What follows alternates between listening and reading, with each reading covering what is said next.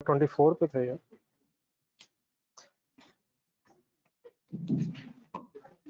जी page number 24।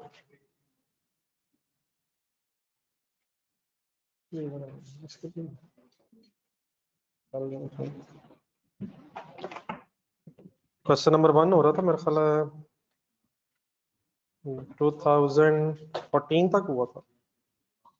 हाँ जी करें 2015।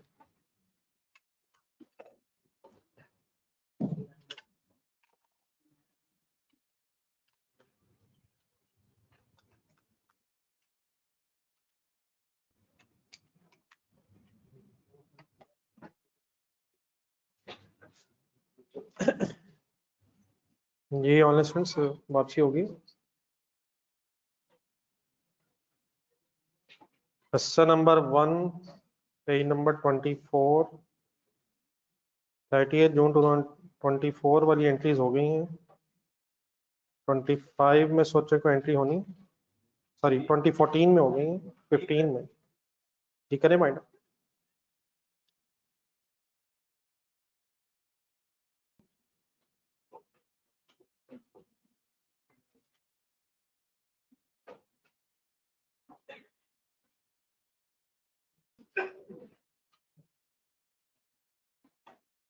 पिछली एंट्री से जरा लिंक करके फाइंड अप करें।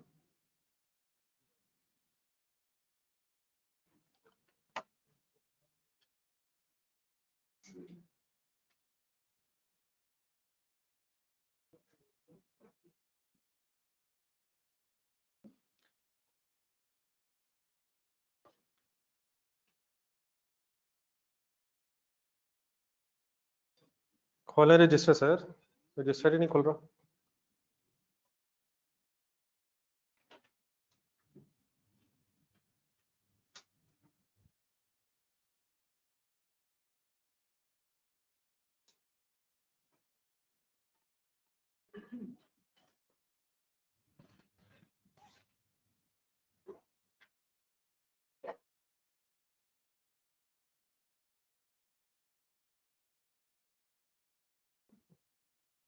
जी what is the relevant date? देख लिया डेटा?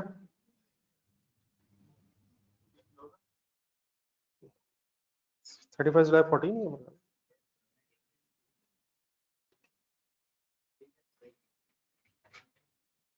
30 जून 2015 में 31 जुलाई 15 तो नहीं आएगा ना यार, क्या हो गया सर, कमाल हो गया, हद होगी। ये कितने मिलियन यूरोस की बहस है?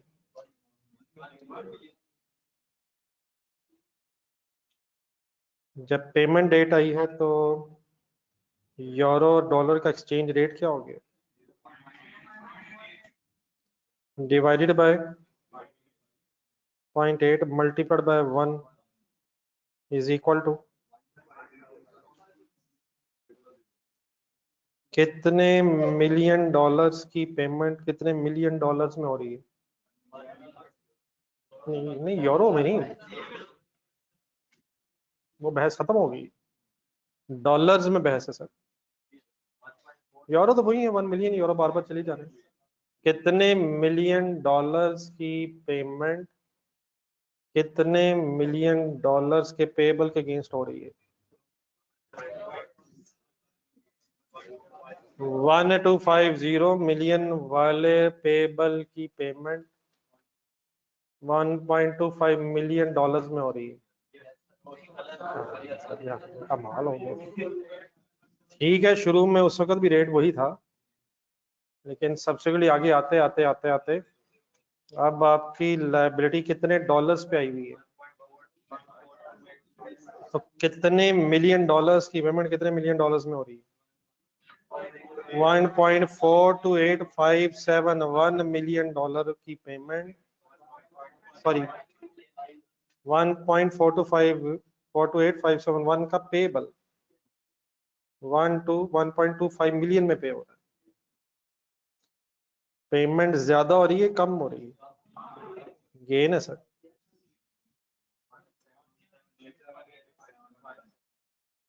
देख लें, सही वर्ड्स जरूरी हैं।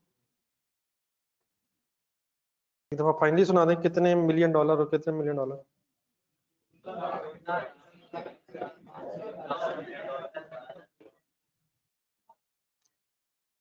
यूरो सेम चल रहे हैं, करेंसी फ्लक्चुएशन की वजह से डॉलर्स में चेंज आ रहा है।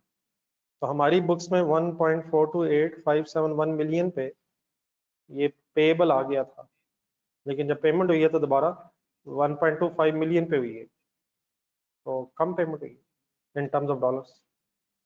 ठीक है sir. Any other entry in this year? Receivable पहले रिसीव हो गया था और पेएबल की भी पेमेंट हो गई है। समझ आ गया? चलिए वापस आए जरा पे, क्वेश्चन नंबर 4 एक छोड़ा था हमने, page 21।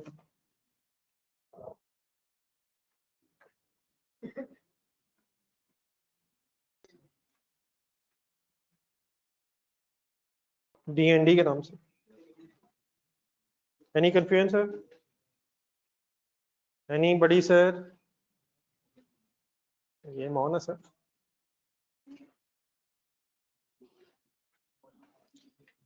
DND limited is a listed company. बस करें सर, बस करें, बस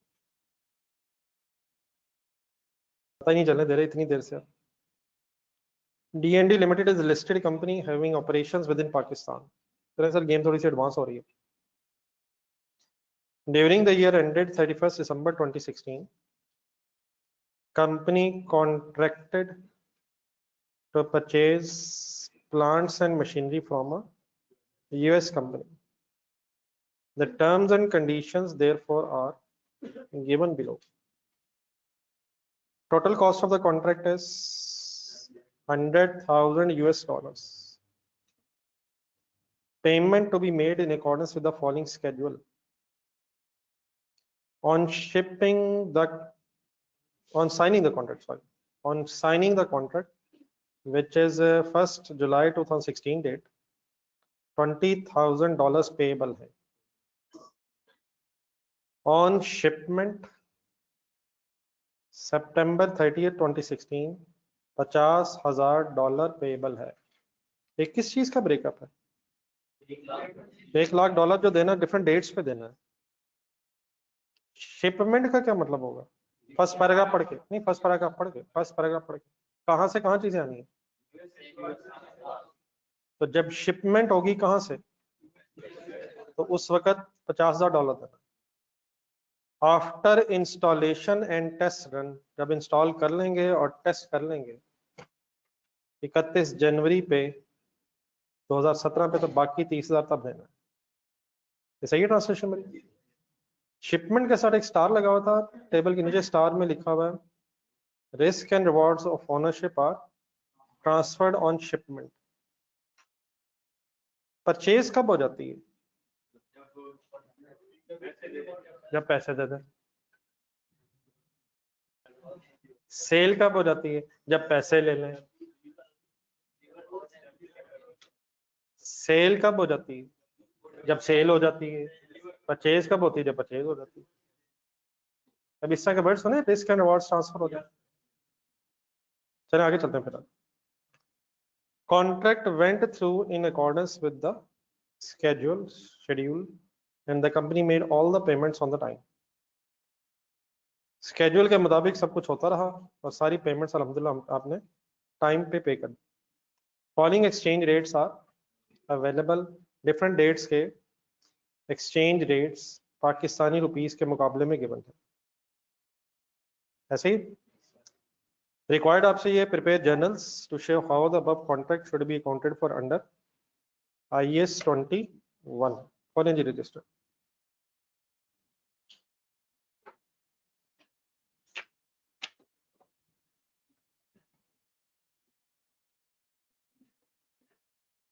जी आदिल सब ठीक कह रहे हैं।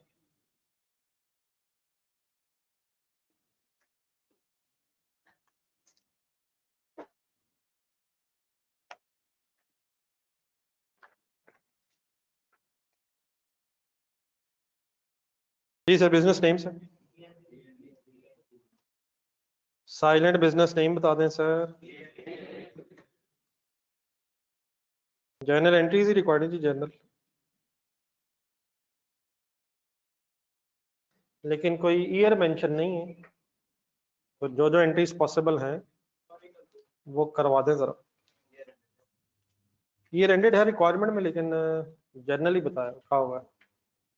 ठीक है, ईयर एंड तो पता है हमें, नहीं मैं ये नहीं कर रहा ईयर एंड पता नहीं है, लेकिन ये नहीं बताया हुआ किस किस ईयर एंड की एंट्रीज करनी है, इसलिए जिस जिस ईयर की पॉसिबल है वो सब कर देते हैं, ये मैं कह रहा हूँ। ईयर एंड है कहीं ढूंढना?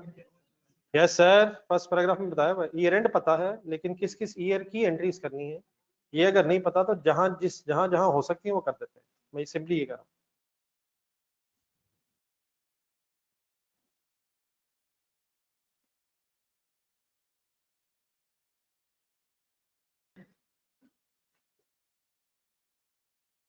जी सर, फर्स्ट रेलिवेंट डेट लिखने की बजाय पहले सोचने पे फोकस कीजिएगा। 1 जुलाई 2016 पे क्यों रोका है?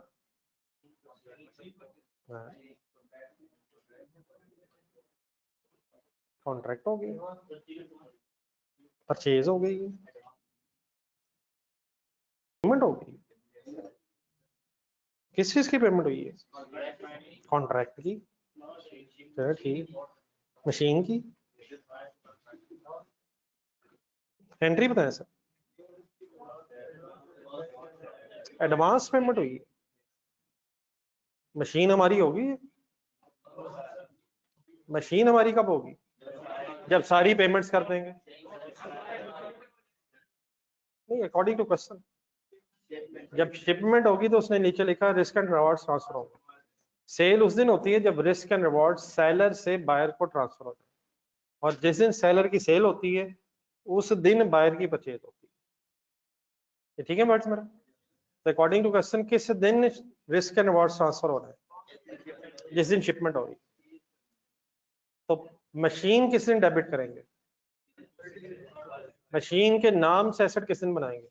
जिस दिन मशीन हमारी होगी, और अकॉर्डिंग टू क्वेश्चन मशीन हमारी किस दिन होगी? जिस दिन वो शिप हो जाएगी। क्या जिस दिन पहुंच जाएगी?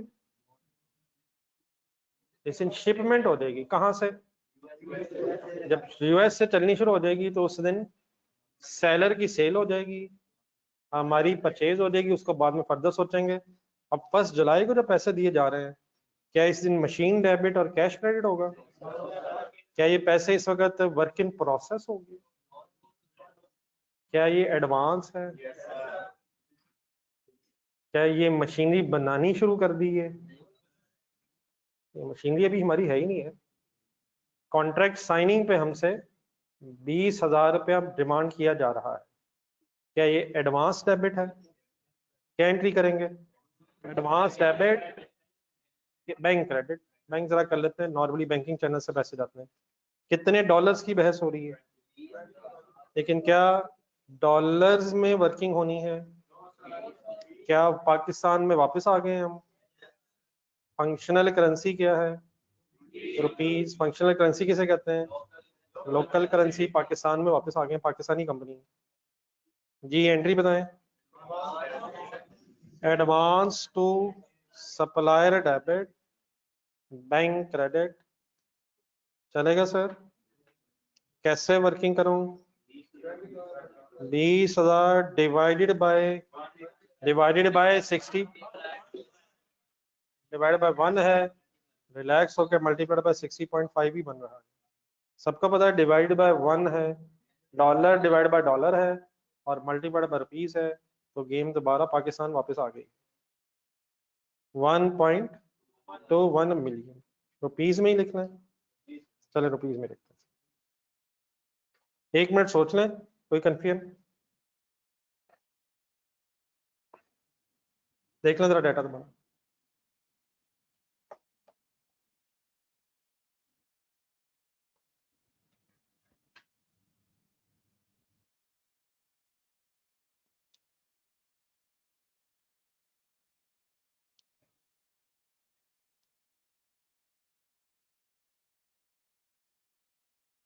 जी ऑनलाइन स्टूडेंट्स ठीक है,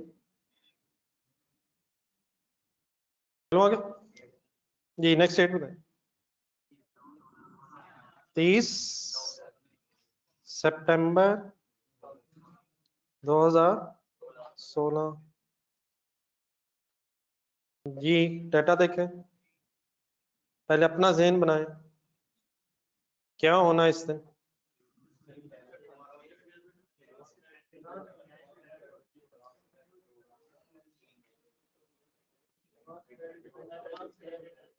ठीक है ठीक है ठीक है, सोच लो, मैं तो कर रहा हूँ। ये मशीन गुड्स है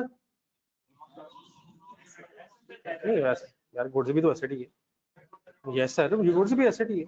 यू ओके, इन्वेंट्री एसेट नहीं, एसेट ये भी है वो भी है, मतलब इस्तेमाल के लिए लग रही है या बेचने के लिए लग रही है, कैसे पता चला। इंस्टॉलेशन, टेस्ट रन, मशीनरी होती ही इस्तेमाल के लिए। ये ना कह दीजिएगा इसका मतलब जिसने बेची है उसे पता ही नहीं था कि मशीनरी तो इस्तेमाल के लिए होती है। प्लीज उस गरीब की इंस्टॉलेशन होनी है, टेस्ट रन हुआ है, प्लीज क्या इस्तेमाल के लिए है सर। IS-16 लगना है, IS-2 की बहस है। जी सर। मशीन डेबिट कितने से, एक सेकंड सबको छोड़ दें, यकीन रुपीस में एंट्री करनी है हमने, लेकिन पहले डॉलर्स टर्म में एंट्री करवाएं जरा। Forget about currency conversion. एक सेकंड पहले मैं ये देखना चाह रहा हूँ कि आप अगर करेंसी इन्वॉल्व ना भी हो तो क्या एंट्री करना चाह रहे हैं। नहीं सर इस तरह नहीं है, राम राम से। मशीन डेबिट कितने से, फॉरगेट अबाउट कन्वर्जन, मुझे फॉरेन करेंसी बतानी है। यार 50,000, और इस दिन 50,000 जाना है, जाना अलहदा बहस है कि एसेट हमारा हो गया है। थोड़ा सा और अगर डेप्थ में सोचे ना तो मशीन की बजाय मशीन इन ट्रांजिट वर्ड जरा ज्यादा अच्छा लगेगा। ये भी शिपमेंट हुई है, नहीं 10 भी दिन नहीं, ये बाई शिप आती हैं गुड्स, तो इनमें काफी ज्यादा टाइम भी सम टाइम लग जाता है। क्या ये मशीन पहुंच गई है, अभी शिप हुई है, तो इन ट्रांजिट लिख रहा हूँ। कब तक ये इन ट्रांजिट वर्ड लगा रहेगा, जब पहुंचेगी। लेकिन फिर पहुंचने के बाद भी लगता है इंस्टॉलेशन टेस्ट रन में भी टाइप है, पहुंचेगी तो शायद मशीन वर्क इन प्रोसेस बन जाएगी। हाँ जी, फिर वो कंप्लीट होगी शायद, इंस्टॉलेशन का खर्चा। बहरहाल मशीन वर्ड लगाया जा सकता है, लेकिन टू बी वेरी स्पेसिफिक अगर डेप्थ में बात की जाए तो अभी शायद मशीन पहुंची नहीं है।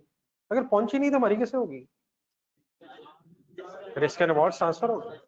ये जब इंपोर्ट एक्सपोर्ट ट्रांजेक्शन होती है तो इस वक्त फिर एग्रीमेंट भी होता है सब सेलर और बायर के दरमियान कि रिस्क एंड अवॉर्ड्स किस दिन ट्रांसफर होंगे।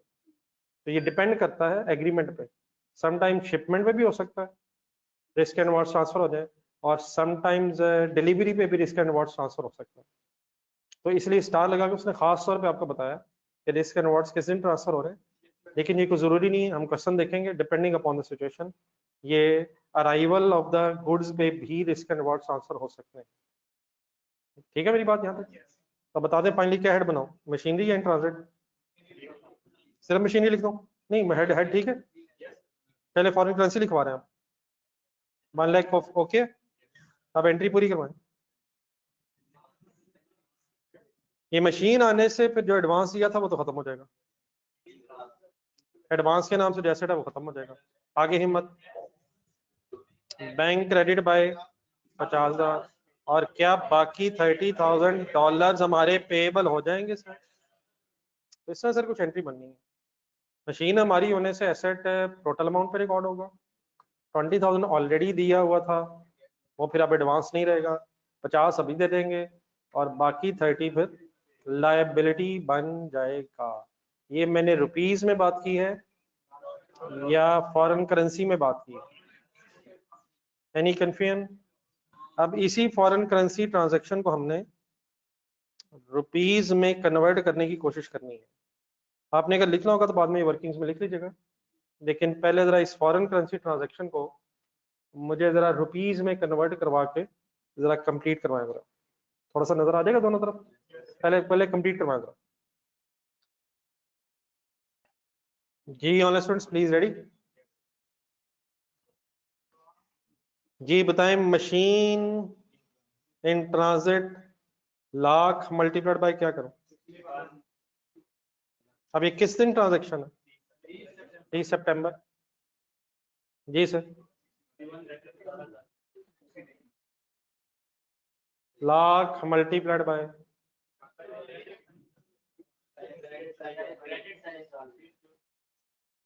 नहीं, मशीन मल्टीप्लाई 1 लाख मल्टीप्लाई 61 नहीं होगा?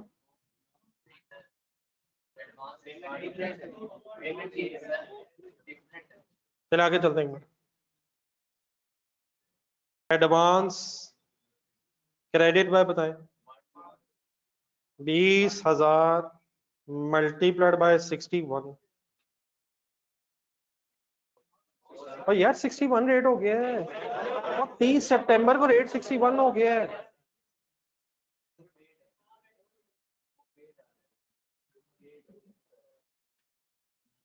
थर्टी सितंबर पे रेट 61 हो गया है।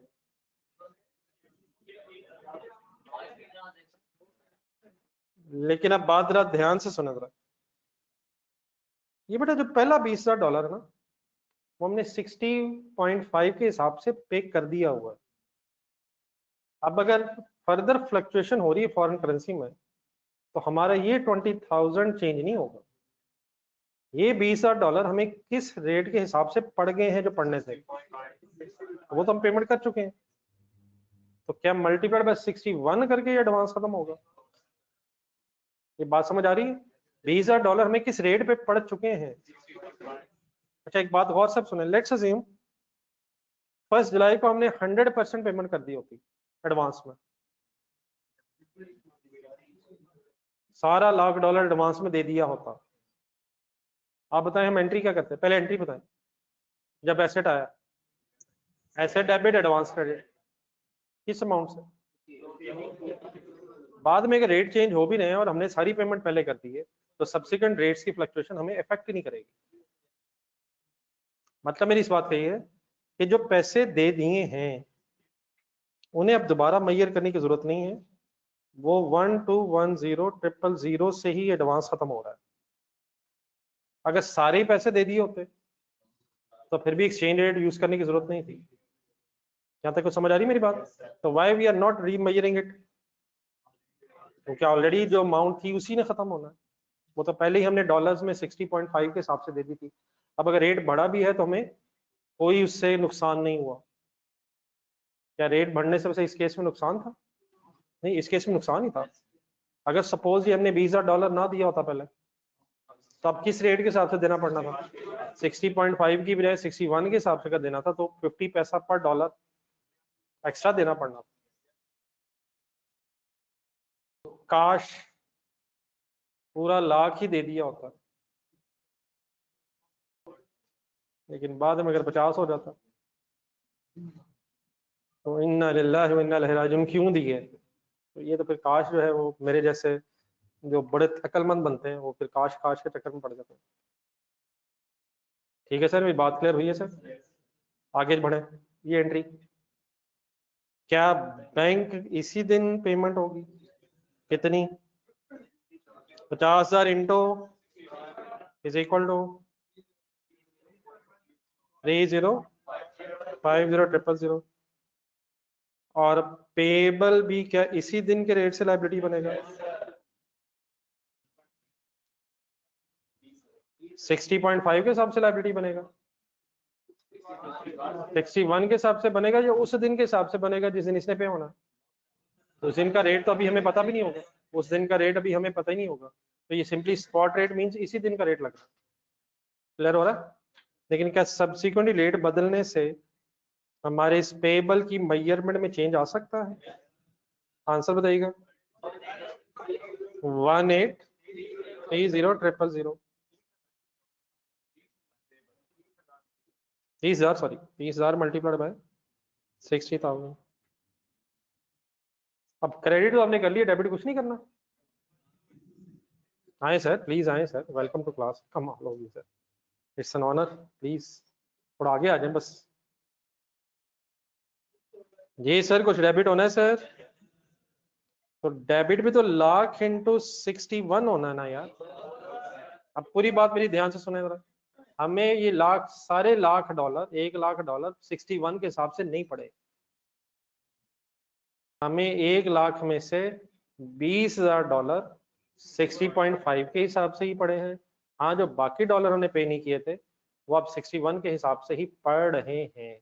इन अदर वर्ड जरा तीनों अमाउंट्स को ऐड करें। ये बेटा पे क्वेश्चन एक आया जी प्लीज, पेबल 61 से क्यों?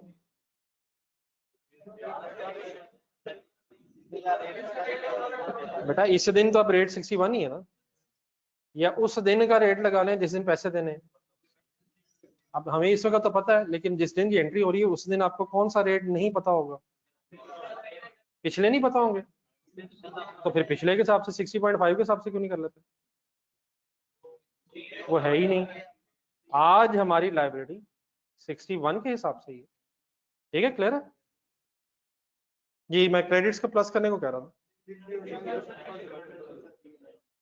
तो ये तीनों अमाउंट्स मिला के 60900000 से हमारी ये मशीनरी डेबिट होनी चाहिए। एक सेकंड जरा, लाख इंटू 61 कर लें जरा, तसल्ली फाइनल हो जाएगा। तो 61 लाख से डेबिट क्यों नहीं कर रहे? हमें 61 लाख पे मशीनरी नहीं पड़ रही। $20,000 पहले देने की वजह से 10,000 रुपया बच गया। 10,000 कैसे बनाया आप? मैंने 20,000 लिखा जरा, $20,000 चेंज कितना आया? 50 पैसे चेंज आया, मल्टीप्लाइड बाय 0.5। क्या ये 10,000 पेमेंट कम करनी पड़ी है एडवांस में पैसे देने की वजह से? पाकिस्तानी रुपयों में 10,000 कम की ये मशीनरी पड़ी। समझ आ गया प्लीज?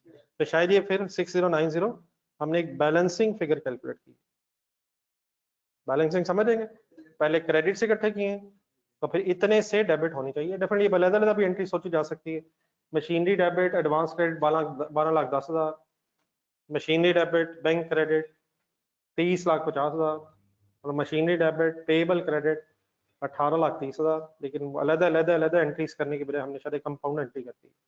नहीं कंफ्यूजन जी? फाइनली एक बात जरा जरूर बता दें, लेट्स अज्यूम अगर 100% अमाउंट हम एडवांस में दे चुके होते तो हम 30 सितंबर पे कोई रेट यूज ना करते, हम बस एंट्री क्या करते? मशीन डेबिट, एडवांस क्रेडिट, और जो पे किया हुआ है वही हमारी कॉस्ट बन जानी। ठीक है जी?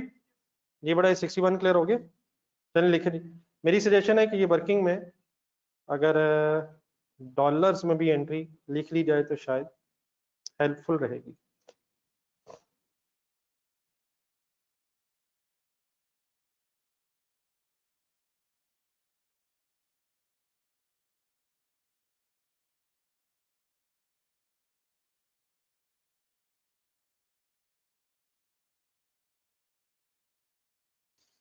जी ऑनलाइन स्टूडेंट्स, ओके फाइनल हो गया?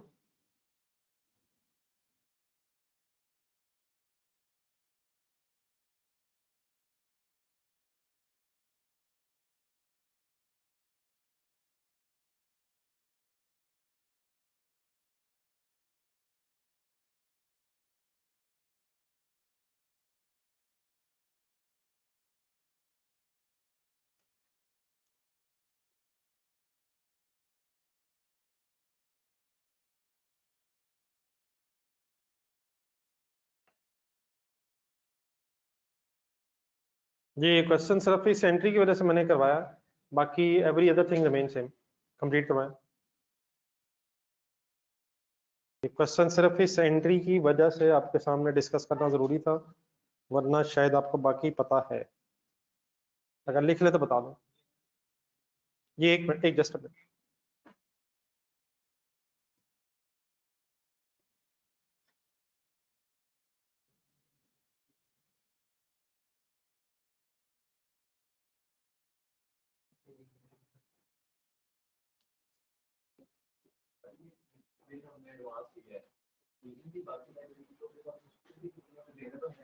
नहीं सर, ऐसे किस चीज के देने हैं सर? सर अभी मशीन हमारी हुई नहीं तो किस चीज के देने? जब मशीन हमारी हो गई है फिर बाकी देने। लेट्स अज्यूम एग्रीमेंट हो गया है, कुछ नहीं दिया, तो एग्रीमेंट होने से तो कुछ नहीं देना। एग्रीमेंट होने से तो लायबिलिटी नहीं बनेगी ना। एग्रीमेंट होने के बाद चीज आपकी होगी तो पैसे देना। ठीक है? ठीक है सर जी। नेक्स्ट डेट बताएं जी। हाँ जी, 31 जनवरी 2017। 31 दिसंबर 2017 पे रुकने की क्या वजह है जी? 16 पे सॉरी रुकने की क्या वजह है? पेबल है कोई? कितने $1000 का? रीमेजर होना चाहिए। करें बिस्मिल्लाह।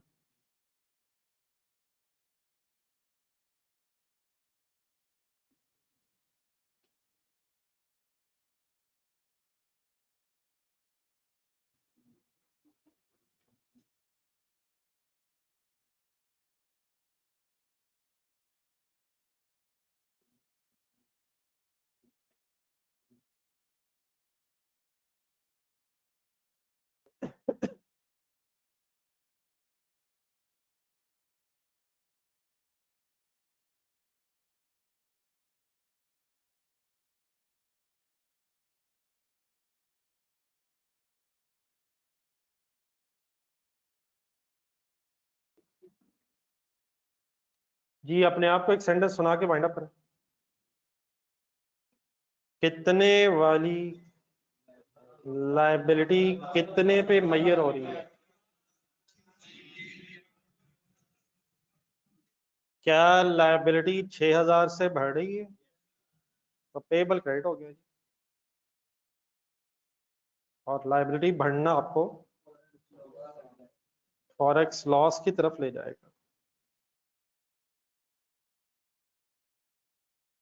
जाने सर एनी कंफ्यूजन सर?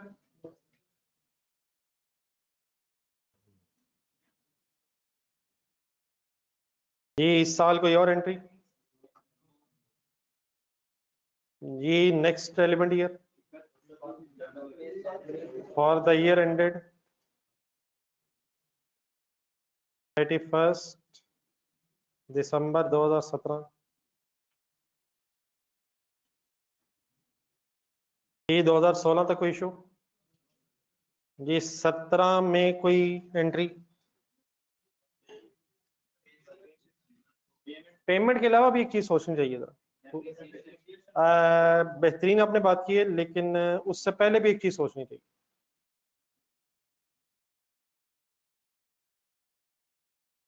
इस चीज की डेप्रिसिएशन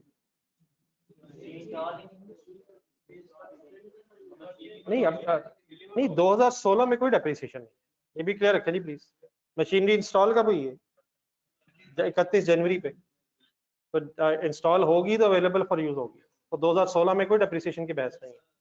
17 में डेप्रिसिएशन की बहस हो सकती है, लेकिन मेरा सवाल ये था किस चीज की?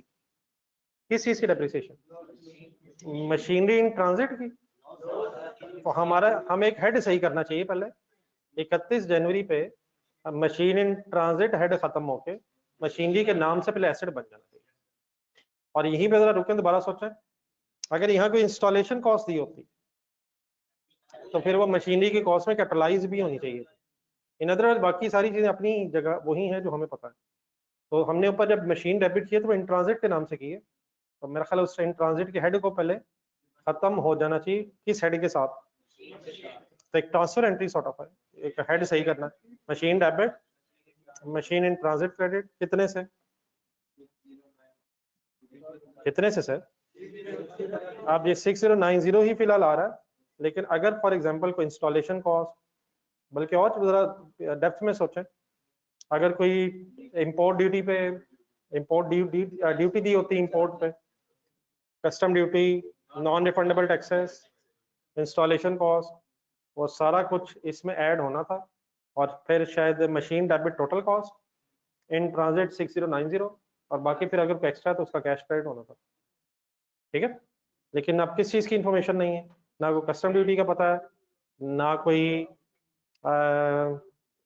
नॉन रिफंडेबल टैक्सेस, ना कोई इंस्टॉलेशन कॉस्ट, इसलिए सिर्फ सिर्फ हमने हेड ही चेंज किया है।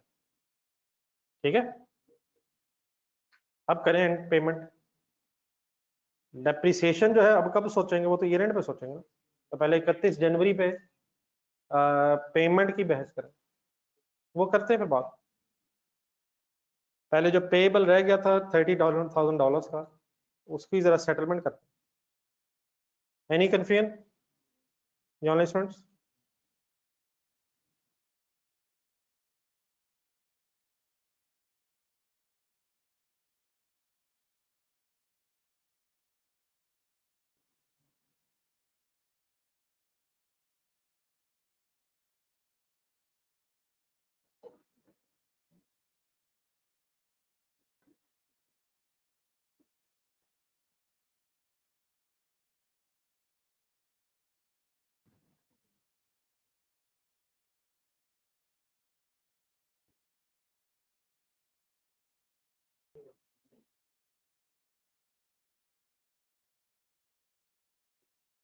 जी सर, कितने वाली लाइबिलिटी कितने पे सेटल हो रही है? 18,36,000 रुपए पे जो लाइबिलिटी आ गई थी, 18,36,000 वाली लाइबिलिटी 18,45,000 पे अगर सेटल हो रही है तो 9,000 रुपया फॉरेक्स लॉस बन रहा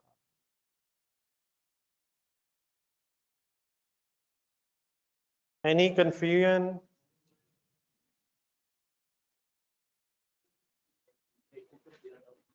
ये ज्यादा है। 18,45,000 जी। एनी अदर एंट्री होनी चाहिए थी एक ईयर एंड पे जाके, अगर हमें कोई डेप्रिसिएशन रेट वगैरह मिल जाता। 31 दिसंबर 2017 पे जाके 11 महीनों की डेप्रिसिएशन बनती है, अगर हमें कोई डेप्रिसिएशन रेट या यूजफुल लाइफ वगैरह की कोई इन्फॉर्मेशन मिल जाती। अब डेप्रिसिएशन चार्ज होनी चाहिए ना once the asset is available for use, लेकिन अब डेप्रिसिएशन रेट ना होने की वजह से हम डेप्रिसिएशन चार्ज करने की पोजीशन में नहीं है। चलें जी, आई होप के जो बात हुई है समझ आ गई है। एक छोटा सा होमवर्क जरा और रखें जरा, कल दिन है आपके पास। पेज नंबर 23, किस नाम से सवाल है? अब साथ साथ अगर कर लेंगे तो कोई इशू नहीं, मैंने पहले भी आपसे कहा था ये चीजें सिर्फ साथ साथ खत्म करने वाली हैं। तो कॉपर लिमिटेड को जरा होमवर्क रख लें और मेरे साथ आप जरा पेज नंबर 28 जरा पहले ढूंढें। ये ऑनलाइन स्टूडेंट्स आप लोग क्लियर? Page number 28।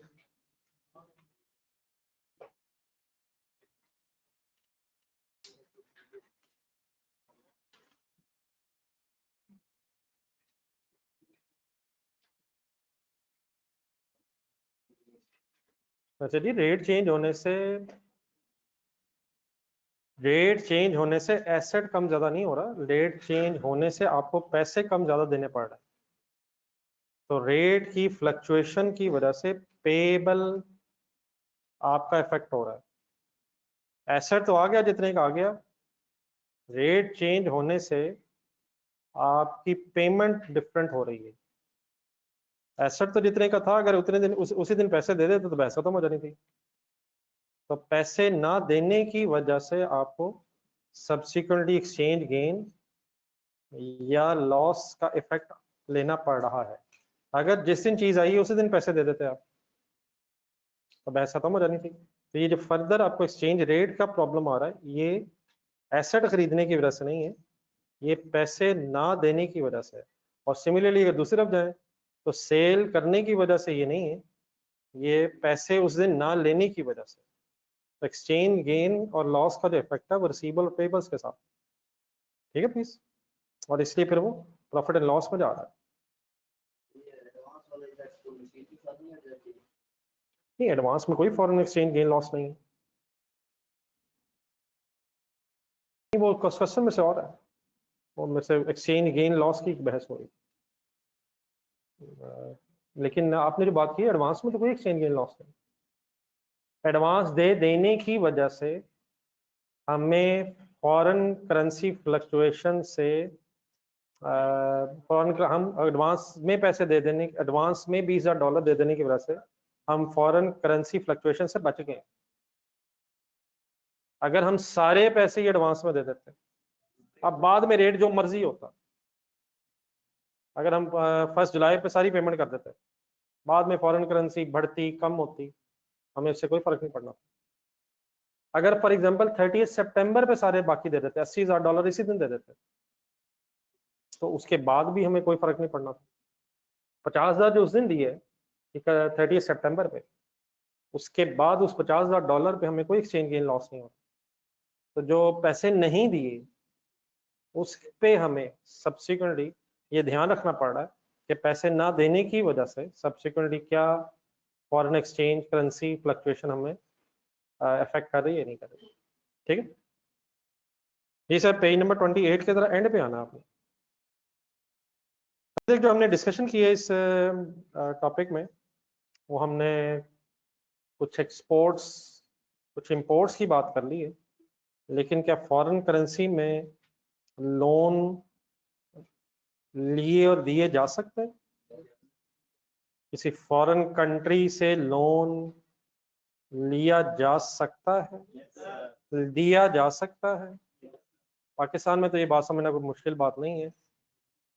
डॉलर्स में भी लोन लिया जा सकता है, और अगर पाकिस्तान में आप डॉलर्स में लोन लें किसी फॉरेन कंट्री से, तो उसे भी अकॉर्डिंगली रुपीज में कन्वर्ट करके करना पड़ेगा। तो आ जाए जरा पेज के एंड पे है जरा हेडिंग एक फॉरेन करेंसी लोन्स की हेडिंग में क्वेश्चन नंबर 1 देखते हैं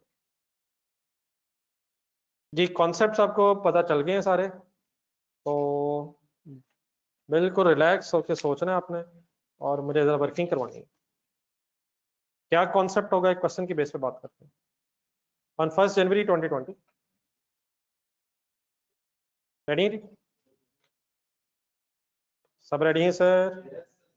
N American bank transfers $1 million to a local company in Pakistan, Bilal limited. कहां से कहां पैसे आए? एंट्री बताएंगे। पाकिस्तान में कैश या bank debit loan credit 1 million, लेकिन ये डॉलर्स हैं, इसे रुपीस में कन्वर्ट करना पड़ेगा।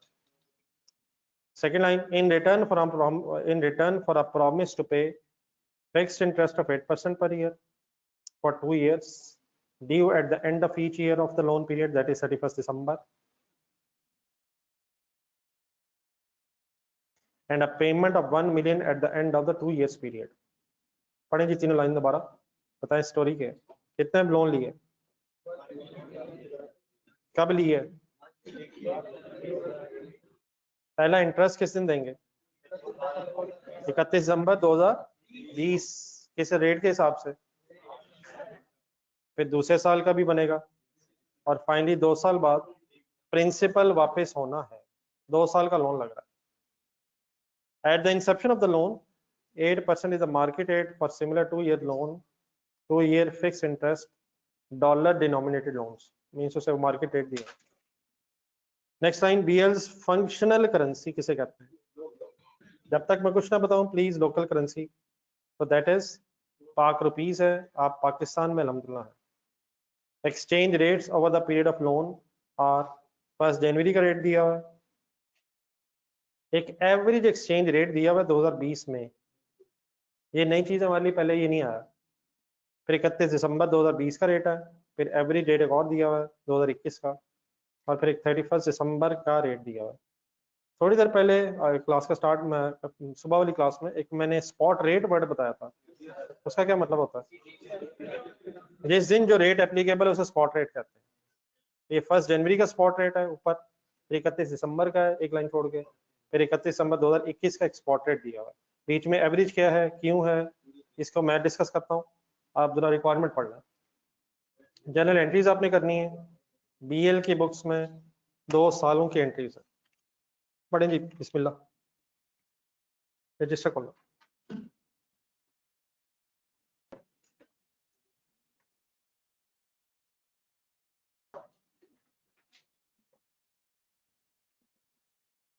जी बिजनेस नहीं बताएं।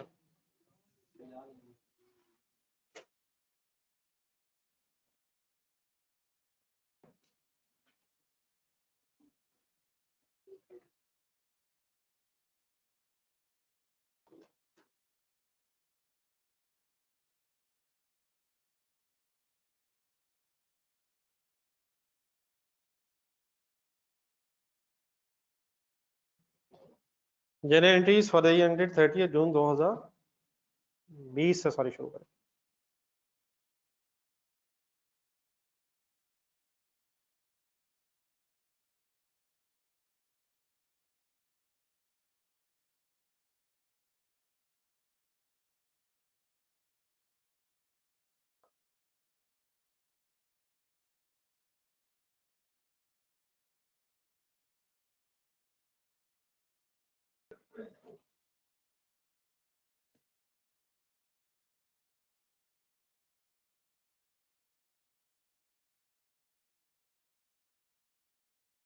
ये करें स्टार्ट, बताएं जी पहली डेट। 1 जनवरी 2020 एंट्री बताएं। बैंक डेबिट, लोन क्रेडिट, कितने से? रुपीज में वर्किंग है हमारी, नहीं रुपीज में वर्किंग है, ये रुपीज में कन्वर्जन करवाएं जी। $1 मिलियन है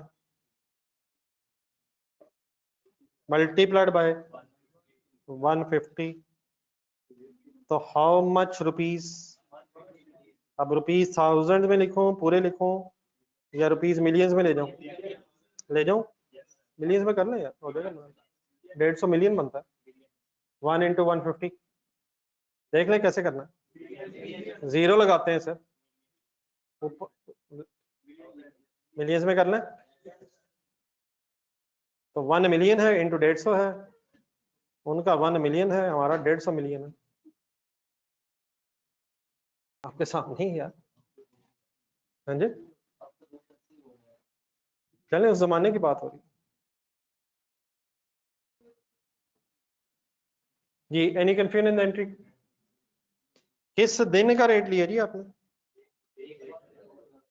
1 जनवरी 2020 स्पॉट रेट लिया आपने जी। नेक्स्ट डेट सोचे सर, सोचे। 31 दिसंबर 2020 पे रुकने की वजह, सर रुकने की वजह, इंटरेस्ट अक्रू होना है या इस दिन पे भी हो जाना? पढ़ लें जरा फर्स्ट पैराग्राफ। क्या इसी साल का इंटरेस्ट इसी साल के एंड में पे भी होना है? तो क्या एंट्री बनेगी? Expense debit, bank credit. क्या ख्याल है जी सर, कैसे निकालो इंटरेस्ट? वो रेट है, किससे मल्टीप्लाई करूं? एवरेज से। सर जिस चीज का आपको नहीं पता उस सब क्यों जा रहे हैं? 8% का एवरेज से मल्टीप्लाई करते हैं। प्लीज इंटरेस्ट रेट किससे मल्टीप्लाई होगा? लोन के आउटस्टैंडिंग बैलेंस से। प्लीज यार, प्लीज। लोन कितना लिया था, किस दिन? क्या पूरा साल 1 मिलियन ही आउटस्टैंडिंग रहा है?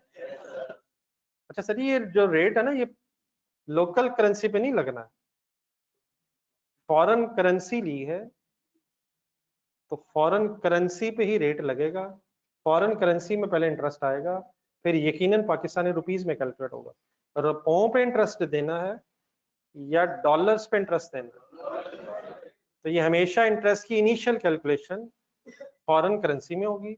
बाकी डेफिनेटली फॉरेन करेंसी को फिर हम लोकल करेंसी में पे करेंगे। इट मींस जिससे $1 मिलियन दिया है, क्या उसको उसको उसी $1 मिलियन पे इंटरेस्ट देना? फर्स्ट एक मिनट कैलकुलेटर पकड़े। 1 मिलियन मल्टीप्लाइड बाय 8%, क्या ये 1 मिलियन पूरा साल आउटस्टैंडिंग रहा? सही तरह नहीं सोच रहे आप, पूरा साल सेम रहा, तो इंटू 8% क्या बना? नहीं 0.08 मिलियन बना, 80,000 जरूर बनाना, ठीक है 80,000 बन गए, तो क्या ये 0.08 मिलियन इंटरेस्ट देना? 0.08 मिलियन इंटरेस्ट देना है, ये इंटरेस्ट देना है। हाँ, इस इंटरेस्ट को हम रिकॉर्ड करते हुए लोकल करेंसी में रिकॉर्ड करें। मतलब कैलकुलेटर पे 150 लिखा है, 150 इंटू 8%, उसे कहेंगे भाईजान ये 12 मिलियन रुपए ले लें। उसने डॉलर्स में लोन दिया है, उसे डॉलर्स में ही वापस भी करना है, डॉलर्स में ही इंटरेस्ट देना है। हाँ, हमने अकाउंटिंग करते हुए डॉलर्स को रुपीस में कन्वर्ट करना, तो हमेशा इंटरेस्ट की कैलकुलेशन फॉरेन करेंसी में आप करेंगे।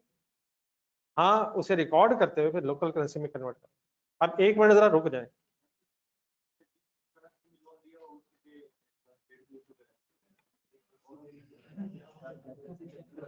सर काश आप सेम सेंटेंस दोबारा रिपीट कर दें ऊंचा जरा, नहीं सीरियसली सर मैं वही तो बोल रहा हूँ 15 मिनट से। क्या जो आप इतने सस्पेंस से बात करें, क्या मैं वही इतनी देर से कह रहा था? प्लीज मेरा भाई जरा रिपीट कर दे यार प्लीज, थोड़ा ऊंचा जरा गौर से सुने सर, भाई बात कर रहा नहीं, सुनना है सर, देखना नहीं है। क्या रेट उसी करेंसी पे लगेगा जिस करेंसी में लोन लिए? सर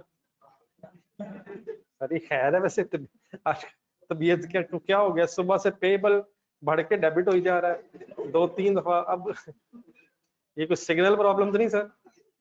चलने लगता है मेरे आवाज के सिग्नल अब पहुंच गए हैं sir.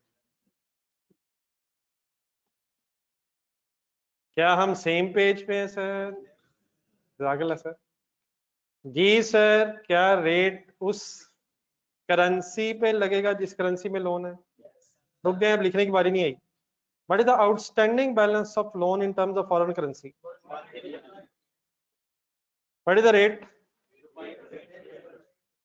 What is the answer? 0.08 million क्या है? ये कब से कब तक का इंटरेस्ट है? ठीक हो गया? नहीं, ये कब से कब तक है? 1 जनवरी से लेके 31 दिसंबर तक का इंटरेस्ट है। टर्म्स ऑफ फॉरेन करेंसी इसकी एंट्री क्या है? एक्सपेंस डेबिट है, बैंक क्रेडिट है। इंटरेस्ट डेबिट है, बैंक क्रेडिट है। अब आप बताएं कि रेट कौन सा लगाऊं इसे रुपीस में कन्वर्ट करने के लिए?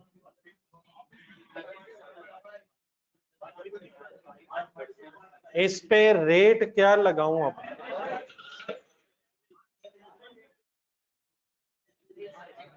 आप जरा वर्ड्स गौर से सुने जरा। ये इंटरेस्ट किसी दिन का नहीं है, ये इंटरेस्ट असल में पूरे साल का है। 1 जनवरी से लेके 31 दिसंबर। कैलकुलेटर पे लिखे 0.08। प्लीज कैलकुलेटर पे लिखे 0.08। क्या ये 12 महीनों का इंटरेस्ट है? बल्कि सॉरी, सही जरा स्पेसिफिक बात करते हैं। क्या ये 365 डेज का इंटरेस्ट है? 1 सेकंड डिवाइड बाय 365 करें। अब जो भी आंसर है वो आंसर मुझे नहीं बताना। ये डिवाइड बाय 365 करके जो भी आंसर पता नहीं नजर आ रहा है, ये नहीं आ रहा, ये क्या आया? पर डे इंटरेस्ट आया। असूलन ये होना चाहिए कि ये जो अमाउंट आई है इस पे 1 जनवरी का रेट अलग लगना चाहिए, इसी पे 2 जनवरी का रेट अलग, 3 जनवरी का अलग। इट मीन 365 अलग अलग वर्किंग्स होनी चाहिए। लेकिन अल्हम्दुलिल्लाह हम वो नहीं हो सकते जो आपको महसूस हो रहा है। उसका हल फिर ये है कि पूरे साल का एवरेज रेट कैलकुलेट कर लिया जाता है। अब ये पूरे साल का एवरेज जरा ढूंढे क्या है, ये कैसे बना होगा? ये 1 जनवरी का भी रेट लिया गया है, फिर दूसरी का भी लिया गया है, तो 365 दिनों के रेट को जमा किया गया है और डिवाइड बाय 365 किया गया। आइडियल क्या है? हर दिन का इंटरेस्ट हर दिन के अलग स्पॉट रेट से मल्टीप्लाई हो, लेकिन वो प्रैक्टिकली पॉसिबल नहीं है, टाइम वेस्टिंग है। तो उसकी जगह फिर एवरेज रेट ले लिया जाता है। तो एवरेज रेट सिर्फ इंटरेस्ट एक्सपेंस और इंटरेस्ट इनकम की कैलकुलेशन में यूज होगा। क्या इंटरेस्ट इनकम भी टाइम बेसिस पे होगी? लेट्स सी मैं एक सेकंड लोन देने वाला बने, जिसने लोन दिया है, क्या उसकी ये पूरे साल की इनकम है? 365 डेज की इनकम है। तो अगर वो भी अपनी इनकम फॉर एग्जांपल वर्किंग कर रहा हो, तो अकॉर्डिंगली ये एवरेज रेट तब यूज होगा जब किसी पीरियड की बहस होगी। अब लेट्स सी अगर ये 6 मंथ्स का 6 मंथली फॉर एग्जांपल ये पेमेंट्स होनी होती, तो फिर 6 मंथली एवरेज होना चाहिए। क्वार्टरली हो क्वार्टरली एवरेज, मंथली हो अकॉर्डिंगली। अभी हमें पूरे साल का एवरेज क्यों चाहिए था? क्योंकि हम पूरे साल की बेस पे वर्किंग कर रहे हैं। तो एवरेज का समझ आ गया कि एवरेज क्यों ले रहे हैं हम? ये किसी खास दिन का इंटरेस्ट नहीं है, ये पूरे साल का इंटरेस्ट है। लेकिन मजा अभी आना है, इट मीन सोचना भी पड़ना है। एंट्री अब बनवाना शुरू करें। इंटरेस्ट एक्सपेंस डेबिट जी, बैंक क्रेडिट होना है। पहले मुझे बताया इंटरेस्ट एक्सपेंस, अब मैं कैसे फाइनल करूं? 0.08 मल्टीप्लाइड बाय 150.5। सबको पता है क्या ले रहे हैं हम? 1 मिनट आंसर बताएं। 12.04 एक्सपेंस रिकॉर्ड हो गया। ये किस टाइम पीरियड का एक्सपेंस है? पूरे साल का। लेकिन कंसंट्रेशन रिक्वायर्ड है। क्रेडिट क्या होना है? बैंक। क्या बैंक ने आखिरी दिन क्रेडिट होना है, या इसने भी पूरे साल का क्रेडिट होना है? ये भी हर दिन क्रेडिट होना है। तो क्या बैंक क्रेडिट होना चाहिए स्पॉट रेट ऑफ 31 दिसंबर से या एवरी रेट से? स्पॉट रेट से या 31 दिसंबर के एवरी रेट से? क्यों क्यों क्यों? एक्सपेंस फॉर द ईयर है, payment at the end of the year है। तो टेंशन फ्री रह के बताएं कैसे वर्किंग करूं? 0.08 मल्टीप्लाइड बाय 151 क्या बता रहे हैं मुझे? आंसर बताएं। 12.08 फिगर्स देख के परेशानी बिल्कुल नहीं बनती है, मेरे वर्ड सुने गौर से। क्या 150.5 वाला इंटरेस्ट फाइनली 151 के हिसाब से सेटल करना पड़ रहा है? क्या बोल ही जा रहा हूं, क्या बोल ही जा रहा हूं? 150.5 वाला इंटरेस्ट ईयर एंड पे जाके 151 पे अगर सेटल करना पड़ रहा है तो क्या करेंसी फ्लक्चुएशन की वजह से कुछ लॉस हो रहा है?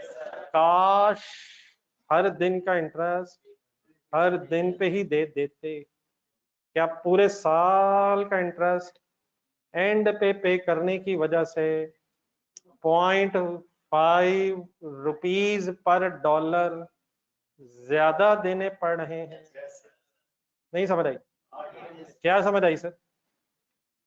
क्या लॉस हो रहा है? क्यों लॉस हो रहा है यार?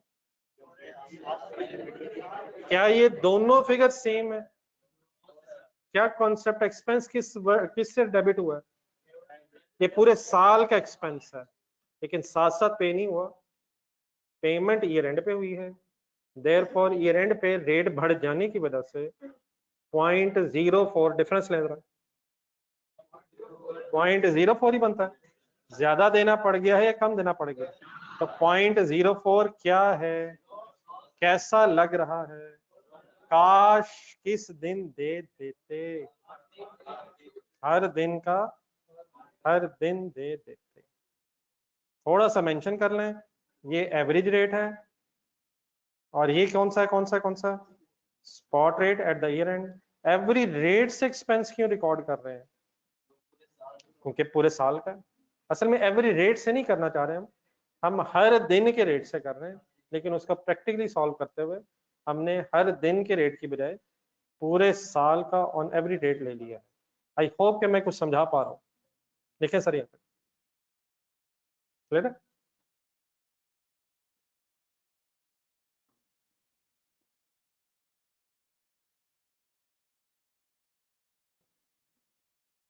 जी ऑनलाइन स्टूडेंट्स प्लीज।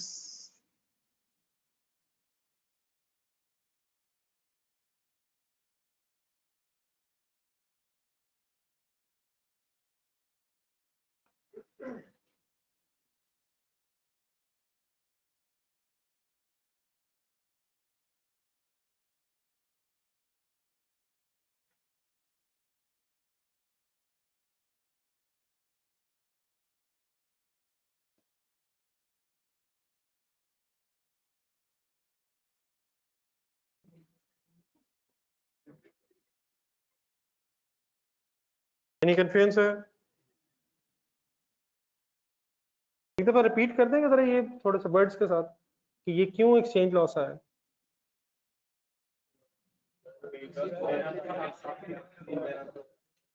एक्सपेंस बन रहा है 12.04, लेकिन जिस वक्त उसे पे किया जा रहा है, किस वक्त पे किया जा रहा है? आखिरी दिन या पूरा साल? तो एक्सपेंस पूरा साल अक्रू होता रहा, पे हुआ है एक ही दफा एंड में। तो पेमेंट करते हुए रेट बढ़ जाने की वजह से हमें लॉस हो गया 0.04 मिलियन का। Any confusion? ये अब सवाल गौर से देखें, नेक्स्ट रेलिवेंट डेट सोच के बताएं।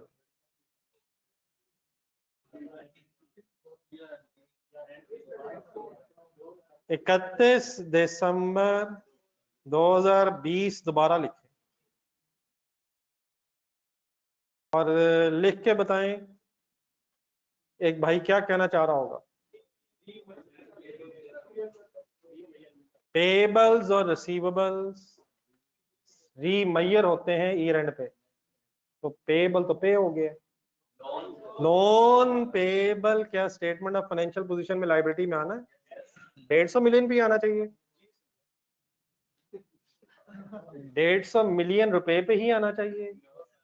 वो तो कब मेजर किया था? 1 जनवरी के स्पॉट रेट पे। क्या वो लोन एज ऑन 31 दिसंबर 2020 हमारी स्टेटमेंट ऑफ फाइनेंशियल पोजीशन में 150 मिलियन रुपए पे ही होना चाहिए? क्या उसे रीमेजर करने की जरूरत है? मैंने तो कहा था पेबल्स और रिसीवेबल्स रीमेजर होते हैं। ये तो लोन है, ये तो लोन पेबल है यार। अगर फॉर एग्जांपल इंटरेस्ट पे है, अगर ये इंटरेस्ट पे ना हुआ होता तो फिर भी क्या क्या एक्सपेंस नहीं, एक्सपेंस नहीं, एक्सपेंस रीमेजर होता, पेबल रीमेजर होना, लेकिन इंटरेस्ट पेबल रीमेजर क्यों नहीं होगा?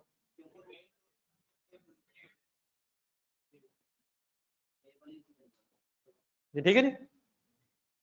इंटरेस्ट पेबल ना होने की वजह से, इंटरेस्ट पेबल पे बहस तो नहीं हो रही, लेकिन क्या प्रिंसिपल पेबल है? प्रिंसिपल पेबल है जी। सेम वर्किंग है सर, कैसे करूं? कितना प्रिंसिपल पेबल है? फॉरेन करेंसी 1 मिलियन ही है ना यार, मल्टीप्लाइड बाय, अब रेट क्या हो गया है? ये किस दिन कर रहे हैं या किस वक्त कर रहे हैं? एक ही बात है, एक ही दिन और वक्त, एंड वाला दिन है और आखिरी वक्त है। ये एवरेज लेना इस पे, आखिरी दिन ईयर एंड एज ऑन हो रही वर्किंग। तो 150 वाली लाइबिलिटी अब 150 मिलियन पे मैयर होनी चाहिए, विच मींस लोन वाली लाइबिलिटी 1 मिलियन रुपयों से बढ़ रही है। ओके सर, तो लोन डेबिट या क्रेडिट? लोन क्रेडिट कितने से? और अच्छा लग रहा है बुरा लग रहा है? वाई? क्योंकि लॉस है, लॉस लोन बढ़ रहा है जी। ठीक है जी प्लीज। ये इंटरेस्ट फॉर द पीरियड है, पूरे साल का इंटरेस्ट है, देयरफॉर एवरी रेट पे है, और पेमेंट आखिरी दिन हो रही है, इसलिए स्पॉट रेट पे है। ठीक है, ये एक नजर मैं चाहूंगा जरा यहाँ रुक के जरा रिवाइज करना, कोई कंफ्यूजन अगर आती है जहन में तो जरूर बताएं, सही तरह सोचें दोबारा। जब लोन लिया तो किसी दिन लिया या किसी पीरियड में लिया? लोन किसी दिन लिया, 1 जनवरी को लिया, तो 1 जनवरी का रेट लग गया। इंटरेस्ट था किसी एक दिन का है या एक पीरियड का है? कितने पीरियड का है? तो 1 साल का एवरी रेट ले लिया। पेमेंट किसी पीरियड में की या किसी दिन की? तो स्पॉट रेट ले लिया उस दिन का।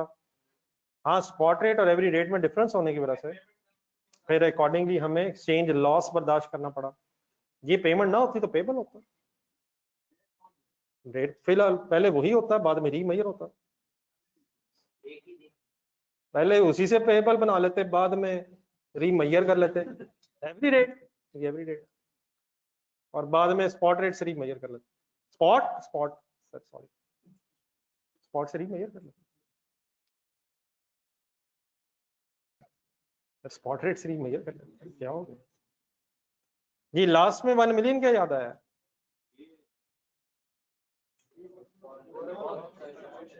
प्रिंसिपल रीमेजर हुआ। क्या ये लोन हमारी लाइबिलिटी है फिलहाल? लेकिन क्या इंटरेस्ट भी लाइबिलिटी है? सिर्फ प्रिंसिपल ही पेबल रह गया, तो उसको हमने रीमेजर कर दिया। चले आगे, ये ऑनलाइन स्टूडेंट ठीक है। लास्ट ईयर इंडिविजुअली ट्राई करेंगे, सेकेंड ईयर।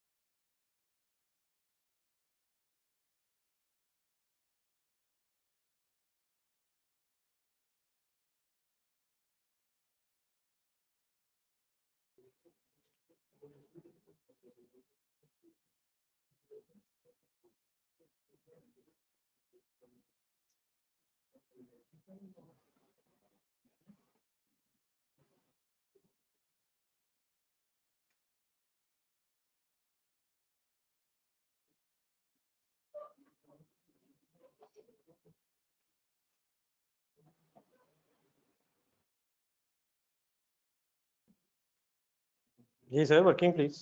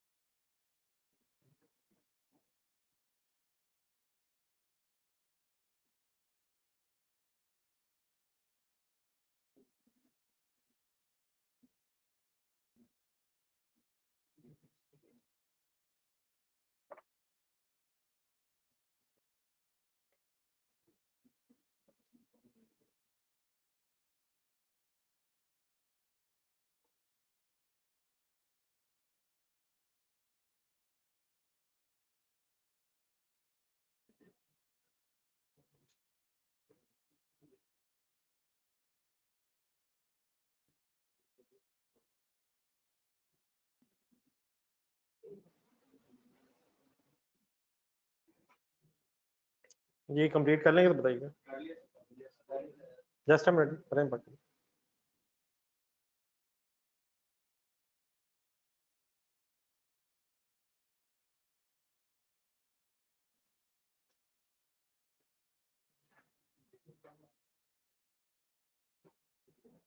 जी ऑनलाइन स्टूडेंट आपने कर ली?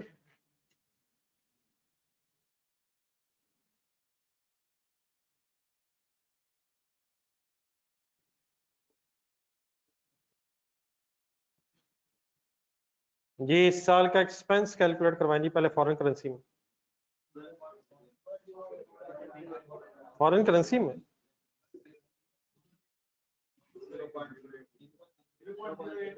कैसे वर्किंग की? मैं वर्किंग पूछ रहा हूँ। 1 into 8%। इस साल भी 1 into 8% की। इस साल का आउटस्टैंडिंग बैलेंस भी 1 मिलियन है। पिछला इंटरेस्ट तो दे दिए, जो इंटरेस्ट ड्यू हुआ था वो तो पे कर दिया है। तो इस साल, पिछले साल के एंड में closing balance of liability in terms of dollars क्या है, और वही ओपनिंग है। और बिफोर पेमेंट उसने एंड में होना है।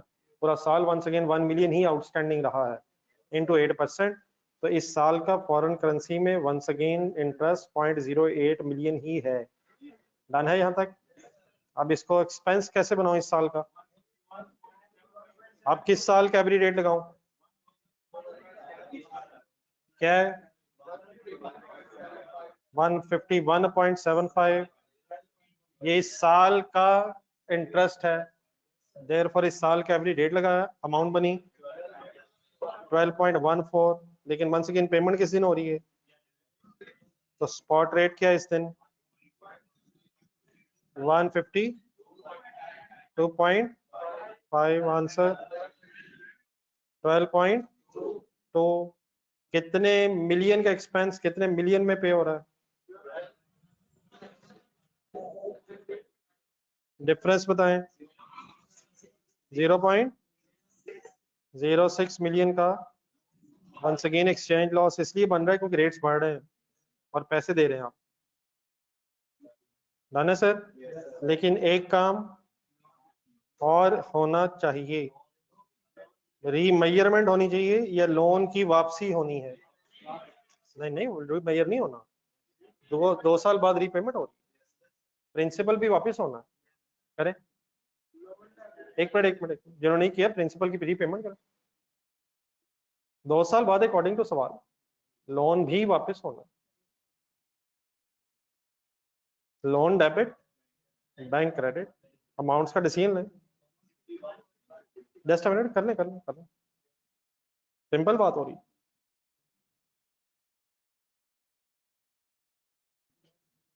जी ऑनलाइन स्टूडेंट्स प्लीज।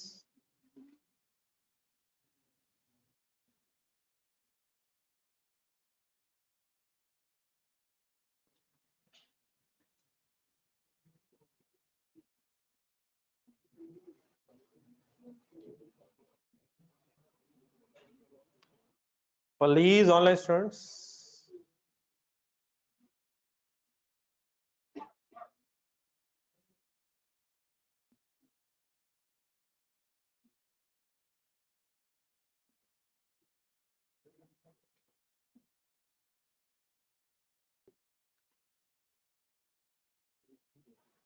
ये सोच लिया ये 1 मिलियन किस रेट के हिसाब से वापस करना पड़ना। तो 152.5 मिलियन पे जो पेमेंट है लाइबिलिटी की, वो किस लाइबिलिटी के अगेंस्ट हुई है? 150 वाली यार, और लोन 150 पे लिया था। मेरे पास पिछले साल के एंड में मेजर होने के बाद 151 पे हमारी बुक्स में आ गया है।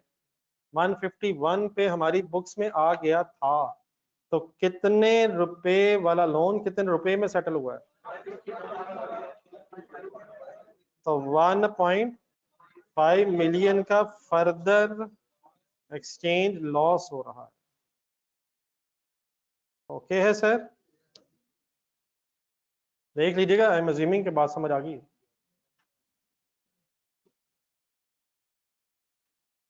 जी ऑनलाइन स्टूडेंट्स।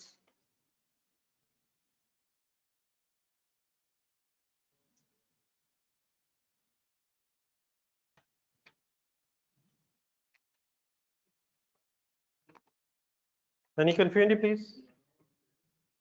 चले बाकी फिर मंडे को ही करेंगे। होमवर्क जरा नोट करें। पेज 20 पे जरा होमवर्क एक दो देखना। जो होमवर्क्स मैंने किए थे एक दफा दोबारा देख लें। पेज 20 पे कौन सा क्वेश्चन था? Question number 2। पेज नंबर 23 पे कॉपर है। और ये लोन वाला थोड़ा सा रिवाइज कर लीजिएगा। बाकी इंशाल्लाह फिर मंडे को कंप्लीट करते हैं। थैंक्स जी, अल्लाह हाफिज। टाइम देख के उठिएगा, अभी टाइम काफी रहता है। अल्लाह हाफिज। ये ऑनलाइन स्टूडेंट्स आपका तो नहीं कोई क्वेश्चन रहेगा?